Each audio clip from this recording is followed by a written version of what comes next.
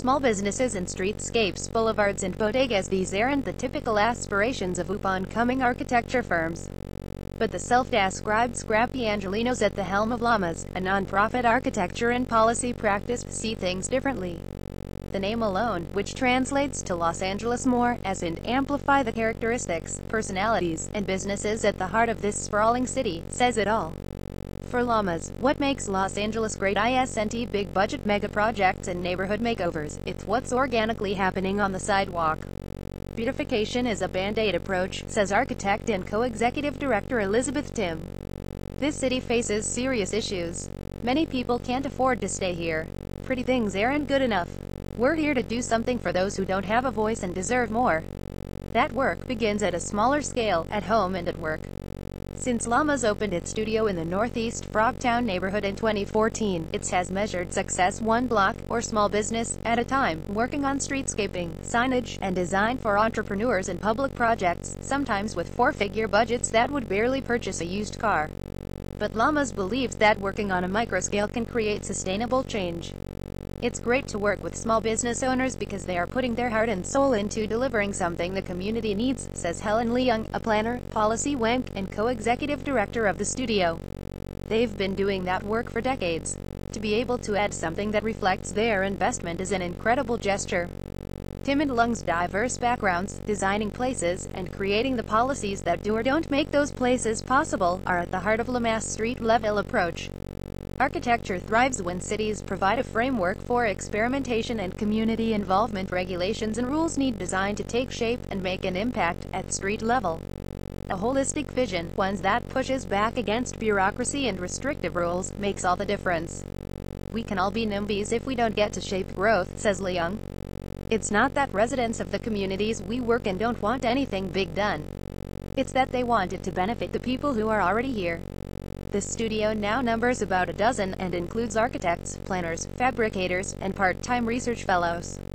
They work out of a rehabbed building near the Los Angeles River, a former halfway house and weed dispensary that once served as a recording studio for James Brown, which now functions as an office and woodshop. Complex issues like affordability and accessibility can't be solved with pretty park space alone. Tim, a third-generation architect, moved to LA from Houston in 1994. During her time as a student at the Harvard Graduate School of Design, and, later, during formative experiences working in Rwanda and Liberia on hospital projects as a development officer for Mass Design Group, Tim reveled in the possibilities of low-budget projects unconstrained by onerous rules. Leung is a second-generation Chinese-American who grew up in the William Mead Homes, a public housing project near LA's Chinatown, as well as Frogtown, and has seen gentrification's impact firsthand. She worked in then council member, no Mayor Eric Garcetta's office for community projects, focusing on neighborhood outreach.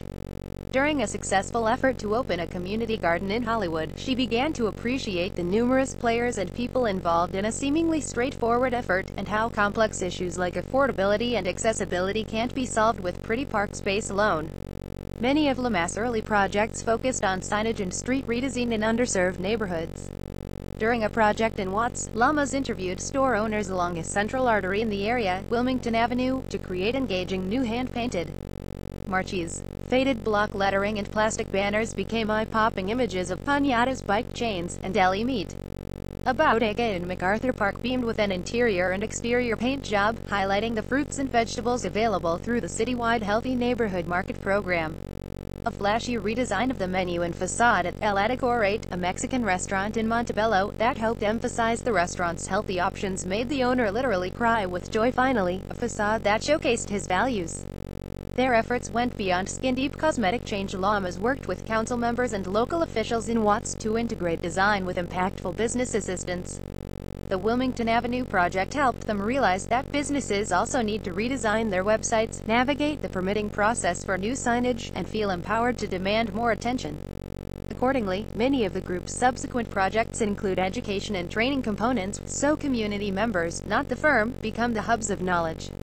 We want to combine design expertise with common sense, says Tim, to give people the ability to claim more power. This is where we get into issues of displacement. Small business owners aren't just competing with Amazon and big box stores. They need to have a voice to talk to council members. The same approach, marrying policy changes and proactive pedestrian-friendly design, has informed their public realm projects like art walks in Frogtown and sidewalk redesigns on Reseda Boulevard that added furniture, new awnings, and repainted sidewalks to illuminate a commercial strip. The recently completed Go Avenue 26 streetscape project, which remade a desolate stretch of sidewalks near the Lincoln Cypress station on the Metro Gold Line, added wayfinding and safety features to help improve access, navigation, and pedestrian safety. This low-cost effort to take back the environment for pedestrians took policy and political muscle, since numerous agencies and local groups, like Caltrans, needed to be brought on board. Llamas continues to seek out knotty intersections of policy and the built environment where they can make a difference. Currently, the firm is focused on Welcome to Western, an effort to improve public space on a stretch of Western Avenue between Melrose and 3rd Streets, working with an array of Korean and Latino-owned businesses and community members. They've also been pushing for local legislation that would allow for accessory dwelling units, backyard additions they believe can help existing homeowners expand households without having to move, or make more money renting out part of their property. Growing up in LA, we've heard a lot of promises for the city, says Tim. We're pragmatic idealists, and we want to see a future for LA that's inclusive and progressive. But we're not interested in any bullshit.